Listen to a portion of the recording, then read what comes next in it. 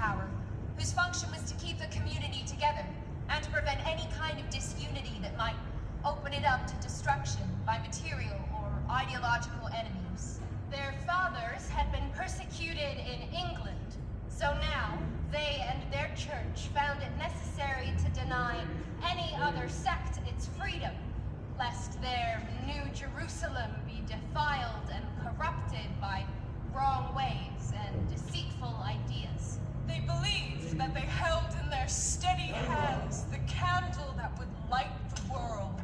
But all organization is grounded on the idea of exclusion and prohibition, just as two objects cannot occupy the same space. And the time came in New England when the repressions of order were heavier than seemed warranted by the dangers against which they were organized. Old suspicions and the envy of the miserable toward the happy could and did burst out in the general revenge. For the people of Salem in 1692 were not quite the dedicated folk that arrived on the Mayflower. The edge of the wilderness was close by.